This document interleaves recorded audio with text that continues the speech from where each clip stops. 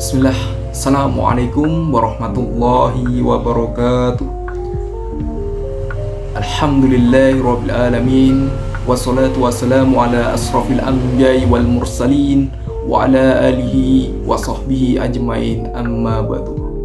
Pertama, marilah kita panjatkan puja dan puji syukur kita atas kehadirat Allah Subhanahu wa ta'ala yang telah banyak melimpahkan segala kenikmatan bagi kita semua, sehingga kita masih dapat diberikan kesempatan untuk bisa berjumpa dalam sesi perkuliahan ini dalam bentuk video.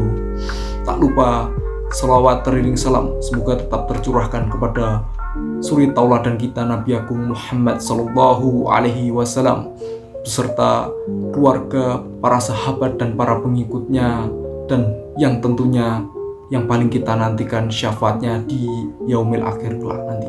Amin. Pada kesempatan kali ini, saya Denny Satria dengan NIM 202307101012 akan mempresentasikan hasil dari resum materi dari kelompok 1 dan kelompok 2 pada mata kuliah Property Leadership. Untuk itu sebelumnya yang akan saya bahas yaitu mengenai materi dari kelompok 1 dengan topik yaitu karakteristik kepemimpinan Nabi Muhammad Sallallahu Alaihi Wasallam pada aspek keluarga. Nah, jadi Nabi Muhammad Sallallahu Alaihi Wasallam ini merupakan teladan utama dalam memimpin keluarganya dengan didasarkan rasa penuh kasih sayang, kebijaksanaan, dan tanggung jawab yang besar. Kepemimpinan beliau ini tidak hanya sekedar didasarkan atau ditujukan melalui ketegasan beliau dalam mengambil sebuah keputusan, tapi juga kelembutan saat beliau sedang berinteraksi dengan istri dan anak-anaknya. Meskipun beliau ini sangat sibuk dengan tugas memimpin umat dan negara, akan tetapi beliau tidak lupa untuk tetap selalu memperhatikan dan memprioritaskan keluarganya. Rumah tangga beliau menjadi sarana penting dalam menyebarkan nilai-nilai ajaran agama Islam dan menjadi cerminan keharmonisan, keadilan, serta keteladanan dalam beribadah. Beberapa karakteristik kepemimpinan Nabi Muhammad dalam keluarganya antara lain yaitu yang pertama, berkomunikasi dengan baik, jujur, adil, sabar, dan penuh rasa kasih sayang, serta menjadi teladan dalam beribadah.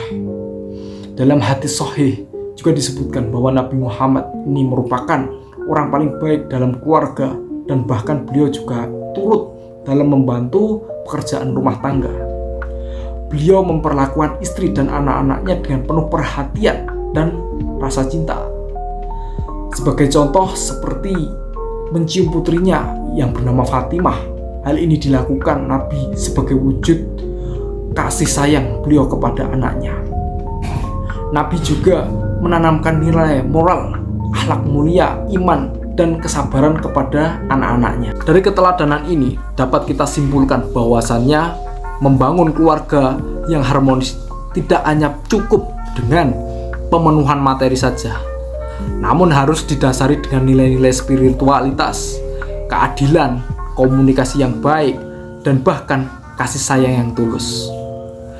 Prinsip-prinsip tersebut tetap relevan hingga saat ini dan bahkan menjadi pedoman dalam membina sebuah keluarga yang sakinah, mawaddah, warahmah. Lalu kemudian dilanjutkan dengan materi dari kelompok 2 yaitu dengan topik sistem kepemimpinan dalam ranah ekonomi Islam pada zaman Rasulullah Shallallahu Alaihi Wasallam. Nah, jadi Rasulullah Shallallahu Alaihi Wasallam ini dikenal tidak hanya sebagai pemimpin yang telah berhasil dalam aspek spiritual, akan tetapi juga dalam bidang politik, sosial, dan ekonomi. Kepemimpinan beliau ditandai dengan sifat jujur, adil, amanah, dan cerdas, serta pendekatan partisipatif, di mana keputusan penting yang selalu didiskusikan bersama dengan para sahabat. Dalam ranah ekonomi, Rasulullah juga menerapkan berbagai kebijakan yang mencerminkan nilai keadilan dan kesejahteraan. Di antaranya yaitu adalah melakukan pelarangan riba.